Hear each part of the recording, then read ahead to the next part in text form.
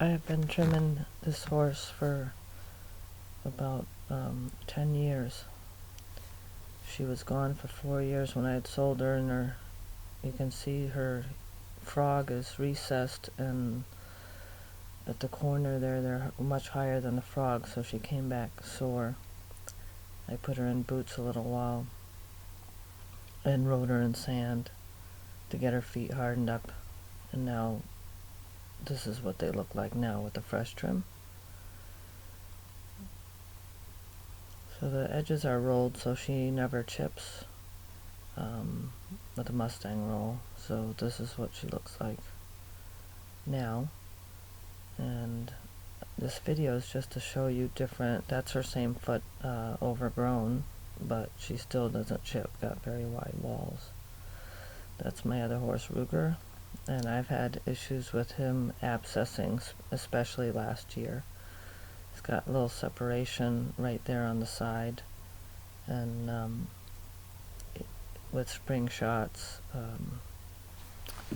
had serious problems. Other than that, he's 13, and I've been trimming him his whole life. So no matter if you have a pony, mini, you need to be able to handle the horse's feet, soak the feet if they have an abscess. Your farrier shouldn't risk injury. This is somebody that got, not me, but somebody that got kicked by a horse. So very dangerous, and it's not your farrier's job to get kicked. So you need to teach your horse. This horse has flares and abscess that popped out the front, thrush, bad diet, and lack of care. I was at a job and I told the lady that owned this horse, I asked to take pictures, that it needs trim. She said he was just trimmed by a farrier. So you need to educate yourself on what looks right. New horse owner here, I told her if the horse's feet weren't looking too good, and she said the farrier had just been there and said his feet were fine.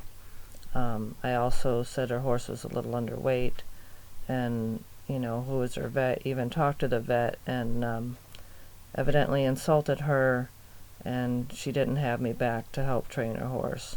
Poor horse is all I could say.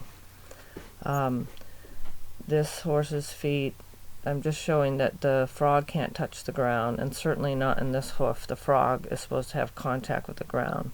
This next hoof is a horse that just come out of pads, and that was just the nastiest smelling thing ever.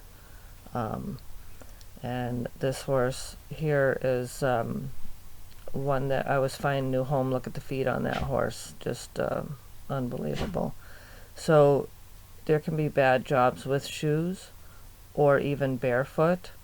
It doesn't matter.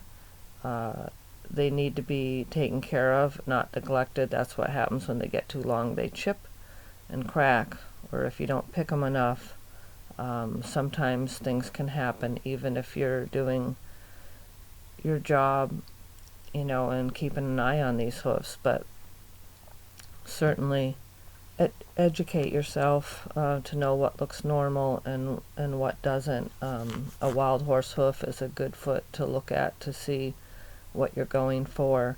Make sure you practice with your horse. I would recommend getting a hoof jack to make it easy and to train your horse for the farrier. That horse I did trim. He couldn't walk. His hoofs are too long, and there was an after.